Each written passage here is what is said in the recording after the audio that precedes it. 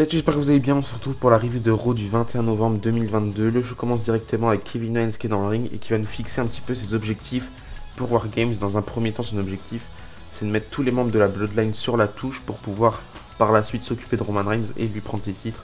Donc c'est l'objectif de Kevin Owens. Et je pense que c'est un petit peu le même objectif pour Sheamus et Drew McIntyre qui eux aussi veulent, veulent s'emparer des titres de Roman Reigns. Donc peut-être par la suite on aura un triple threat match entre Kevin Owens, Sheamus et Drew McIntyre pour déterminer qui affrontera Roman Reigns dans un pay-per-view, peut-être le Royal Rumble. Donc à ce moment-là, on aura Drew McIntyre et les Brawling Brutes qui vont faire leur entrée. Ils vont se faire interrompre par le Judgment Day qui vont débarquer. Et tout ça, ça va nous mener à un six-man tag team match entre les Brawling Brutes face à Judgment Day. Match qui était très très bien, j'ai bien aimé le match. Pendant le match, on a dit aussi qui ont débarqué. Victoire des Brawling Brutes, je trouve que c'est le bon choix qui a été fait de donner la victoire aux Brawling Brutes, vu qu'ils vont affronter la Bloodline ce samedi à Wargames, donc il faut un petit peu leur donner un peu de crédibilité.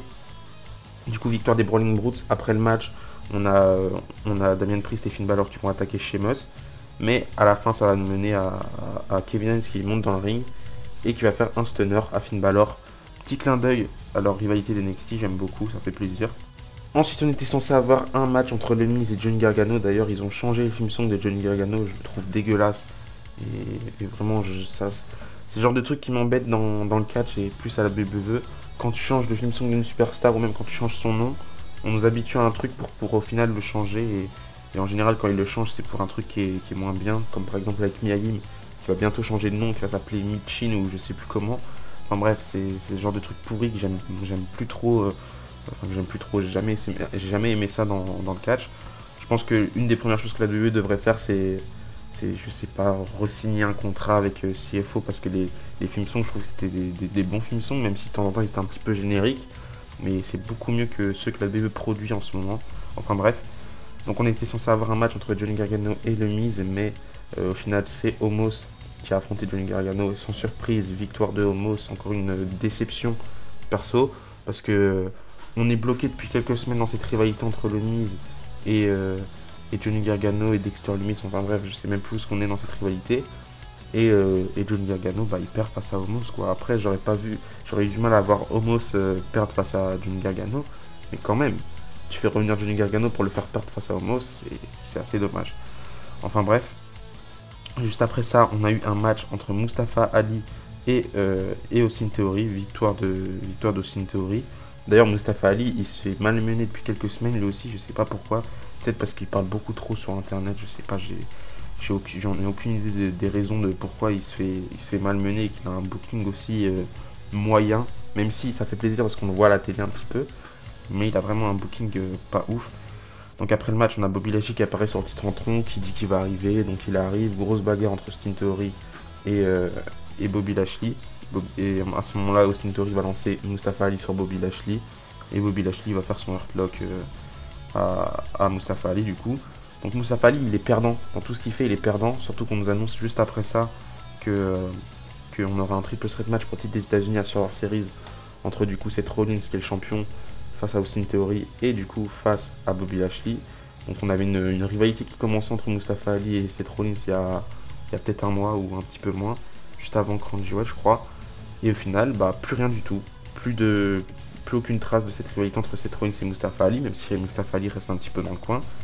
Mais je sais pas, j'espère qu'il y a vraiment un truc qui est caché derrière tout ça pour faire de Mustafa Ali une bonne superstar. Mais pour l'instant, j'ai vraiment pas d'espoir pour ça. Enfin bref, juste après ça, on a un autre match par équipe, cette fois-ci entre Alpha Academy face à Elias et Matt Riddle, c'était annoncé. Là aussi pareil, c'est pas un programme qui m'intéresse tant que ça. Victoire d'Elias et Matt Riddle, j'ai pas vraiment été concentré sur le match, je trouve qu'il était pas ouf, donc voilà. On a un autre match juste après ça entre Baron Corbin et Drew McIntyre. Encore une fois, je vous ai dit que Baron Corbin, pour moi, c'était le mauvais choix de le faire revenir sur une autre gimmick qui est quasi la même que sa gimmick d'Happy Corbin, puisqu'il joue toujours le mec un petit peu millionnaire avec JBL. Et en plus, je trouve même pas que c'est une bonne chose d'associer JBL à Baron Corbin, parce que je trouve que Baron Corbin, il est déjà assez détestable tout seul. Tu rajoutes JBL, c'est encore pire et je trouve ça pas ouf. Du coup, pendant le match, on a Akira Tozawa qui vient, il arrive en ringside, il vole le chapeau de JBL, ça fait une petite distraction, du coup victoire de Drew McIntyre même si Drew McIntyre aurait pu remporter le match tout seul sans l'aide d'Akira Tozawa, qui d'ailleurs a abandonné sa tenue ninja. Maintenant il redevient le Akira Tozawa qu'on a connu sur le circuit indépendant, qui est un très bon catcheur, même si c'était sûr, dès qu'il a signé à la WWE, c'était sûr qu'il allait rien avoir. Mais toujours bien de rappeler qu'Akira Tozawa, ça reste un très très bon catcheur. Du coup, victoire de Drew McIntyre. Ensuite, juste avant le main event, on a du coup Bianca Belair, Alexa Bliss et Asuka qui font leur entrée. Elles arrivent dans le ring. Bianca Belair, elle dit que depuis SummerSlam, elle est en rivalité avec Bayley, que toutes les deux elles sont en rivalité depuis SummerSlam, et que ce samedi à War Games, ce sera la fin de leur rivalité parce que Bianca Belair compte bien en finir avec Damage Control.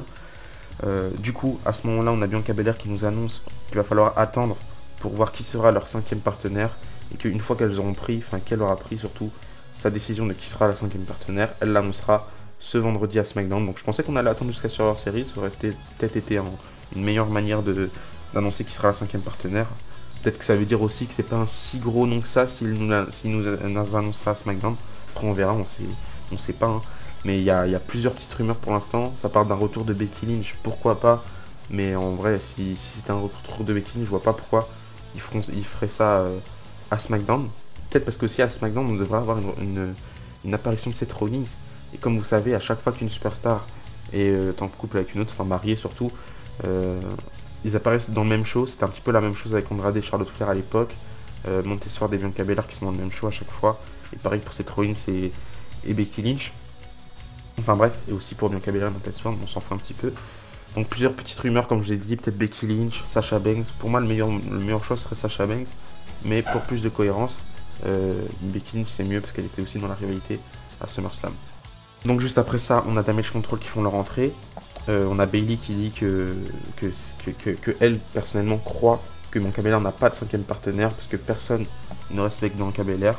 Donc à ce moment-là, on a Asuka qui dit à Damage Control de rester silencieux et que Rhea Ripley ferait de mieux de venir parce que elle s'affronte dans le main event pour l'avantage de War Games. Et Rhea Ripley, elle nous dit qu'elle va s'occuper d'Asuka comme elle l'a fait à WrestleMania 37 ouais, quand Rhea Ripley du coup a battu Asuka pour devenir championne d'Euro. Donc voilà. On a le match qui se lance directement entre Asuka et Rhea Ripley. La gagnante donnera du coup l'avantage à son équipe au War Games. Plutôt bon match, pas très très long. Victoire de Rhea Ripley qui du coup donne l'avantage à la team des heels. C'est peut-être pas plus mal. En général, c'est toujours un petit peu les heels qui ont l'avantage dans ce match-là. À moins que j'oublie 2-3 cas où c'était des faces qui avaient l'avantage du côté des NXT. Mais en général, si je me souviens bien, c'est souvent les heels qui ont l'avantage.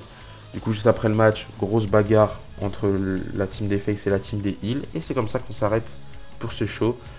Du coup, Raw assez moyen, je trouve. Je trouve que le Raw il était assez moyen. C'est assez dommage parce que beaucoup de déceptions par rapport au theme song, par rapport au changement de nom, par rapport au booking par moment. Et c'est juste assez dommage. Je trouve qu'en général, SmackDown ça se porte mieux que Raw ces dernières semaines. Je sais pas pourquoi. J'avais hâte qu'on se termine Crown Jewel pour passer à de nouvelles rivalités pour War Games. Au final, ça reste un petit peu dans la même continuité que ce qu'on a eu pour Crown Jewel, même si on a quand même d'autres rivalités. Mais quand même, ça fait quand même pas mal de mois qu'on est dans cette rivalité Team Bianca Belair, Team Bayley. Donc pas de grands changements pour l'instant. Je pense qu'une fois qu'on rentrera dans la route vers WrestleMania, ça sera déjà un peu mieux. Après, à chaque fois qu'il y a un pay-per-view et que le booking me déplaît, je dis toujours que ce sera un peu mieux après.